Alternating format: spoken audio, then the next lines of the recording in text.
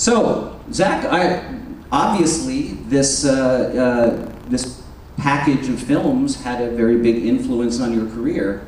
Why don't we start with you? Talk a little bit about that, because I know you weren't into monsters originally. I was doing absolutely nothing, to tell the truth. Actually, that's not true. I did something that was never been done before and never been done since.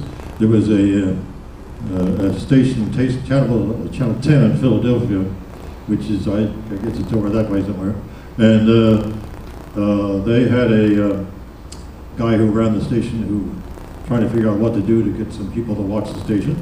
It was a CBS station in Philadelphia. So he came up with the idea of a couple of shows, and he took them up to New York and say, what do you think about this? Because several stations across the country were producing shows that were on the network. Before it all went to New York, and then it all went to Hollywood. But before that, the other stations were contributing to the network programming. And so he was turned down on all the suggestions, and all of a sudden he had it with a quick thought. He said, well, how about a cowboy show? And they said, cowboy show, a live cowboy show? Well, they said they'd do it, so they decided to do it. And they built a little false front of a town out behind the studio, and there was this bunch of trees there, a little creek, and then they built some indoor sets inside the building, and it was known as Hubberley, Montana, 1883 or something like that. And they had a live show. There was no tape, you know. They were shooting guns at each other and riding horses and getting lost because they're supposed to get off the horse and hide behind a tree, then run inside of the building, and they got very confusing. But it was a live show. You couldn't stop it. Keep going. And I was working on a little theater group to keep my parents happy. They wondered what was going to happen to me after World War II. I was beginning to wonder myself, to tell the truth. And so somebody in that little theater group said, why don't you go out to Channel 10 and tell them you'd like to try it out for the show? Well, it was about a month after the show had already begun, and I told my friend Rich here that I think they threw away all the resumes. 800 people showed up to be on this cowboy show. So I think they threw away all those resumes, and they said, oh, sure, hire me right away to be an extra. And one day in the studio, and I don't know what happened to that lady. I almost thought of her name, but it went right past my head. Anyway, she was up in the control room looking at the show as it was being rehearsed or whatever, and she leaned over to the director and she says, why don't you give that guy over there that's holding the horse, give him something to say? He looks so forlorn. That was me. So I had some words to say, and more later on they gave me more words to say.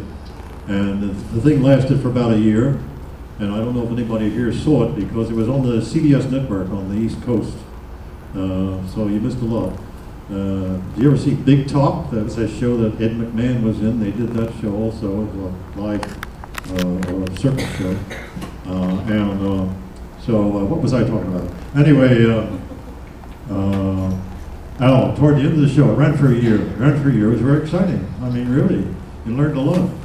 You know, the guy would shoot at you and you had to fall dead there, and maybe you weren't dead yet, and somebody came over to rescue you, and you're supposed to say some words, and he came over and said, the microphone's dead here, we gotta go over there, that microphone over there is working. And the microphones were hidden behind trees and tree stumps and things like that. So one day they gave me a part to play as an undertaker, and here I am. That's what happened, really. And about a year later, after the show went off the air, they called me up and said, say, we got these films, and we got the rights to show them in Philadelphia, and want you to be the host. And I had no idea what they were talking about, but I said, sure, or something to that effect. And I had never seen these movies that you're talking about. I wasn't allowed to see them when I was a kid. I guess all of you saw them. You can see anything when you grow up, right? Did anybody have parents that objected to you watching these old black and white horror films?